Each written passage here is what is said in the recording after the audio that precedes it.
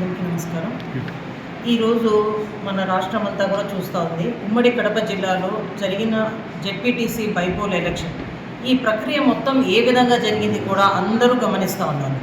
రెండు స్థానాలకు కానీ బైపోల్ జరిగితే ఏ విధంగా ఈ ఎలక్షన్ కమిషన్ కానీ పోలీస్ అధికారులు కానీ ఈ కూటమి ప్రభుత్వం వాళ్ళిద్దరినీ అండదండ పెట్టుకొని ఏ విధంగా ఎలక్షన్ జరిపారో అందరూ గమనించారు. ఉదయం 6 గంటలు 7 గంటలకే ఓటర్ స్లిప్పులు తీసుకొని వచ్చిన ఓటర్లని ఓట్లు వేసుకొని ఇవ్వలేదు. అసలు ఫస్ట్ ఆఫ్ ఆల్ 72 గంటల ముందరనే పోలింగ్ కేంద్రాలను 2 కిలోమీటర్ల నుంచి 4 కిలోమీటర్లకు తారుమారు చేసి పోలింగ్ కేంద్రాలను షిఫ్ట్ చేయడం ఏంటి? వాళ్ళకు కనీసం అభ్యంతరాలు తెలియపరుచుకునే అవకాశం వ్యవధి ఇవ్వలేదు. ఓటర్ స్లిప్పులు తీసుకొని వెనక్కి తీసేసుకున్నారు. కొంతమంది స్లిప్పులు తీసుకొని పోలింగ్ బూత్స్కి వెళ్తే అక్కడ అసలు మీ ఓట్లు అయిపోయినాయి అన్నారు.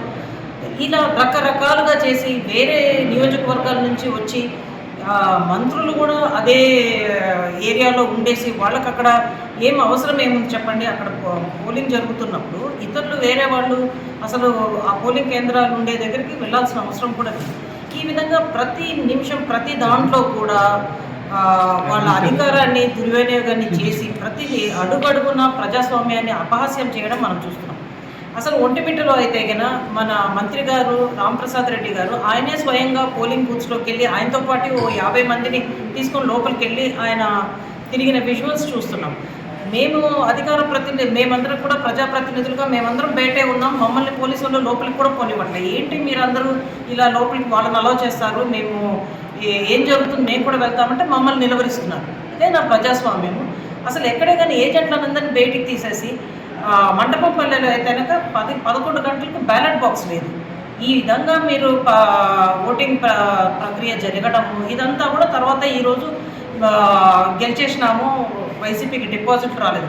ప్రజల గుండెల్లో వైసీపీకి కానీ జగన్ సార్ కానీ వైఎస్ఆర్ ఫ్యామిలీకి కానీ ఉన్న అభిమానాన్ని మీరు రండి, ఎలక్షన్ అయిపోయింది కదా, మీరందరూ మిగతా సాక్షి మీడియా కాకుండా మిగతా ప్రతినిధులందరూ వెళ్ళి మీరే పర్సనల్గా చూసుకోండి ఎవరికి ఎంత ఉంది అన్నది. అది ప్రజాస్వామ్యబద్ధంగా వాళ్ళ ఒపీనియన్ మీరు అడిగి కనుగొని తెలుసుకుంటే మీకు అర్థమవుతుంది. ఇలా దౌర్జన్యంగా ఎలక్షన్ జరిపేసి గెలిచేసినామంటే అసలు ఇది ప్రజాస్వామ్యాన్ని అపహాస్యం చేసిన ఒక బ్లాక్ డేగా మేమందరం కూడా గుర్తిస్తున్నాం. అందుకే మా పార్టీ ఈ ఎలక్షన్ కానీ కౌంటింగ్ని కానీ బహిష్కరించేసినాం. మేము ప్రజలే తీర్పు చెప్తారు వీళ్ళందరికీ కూడా రాబోయే రోజు.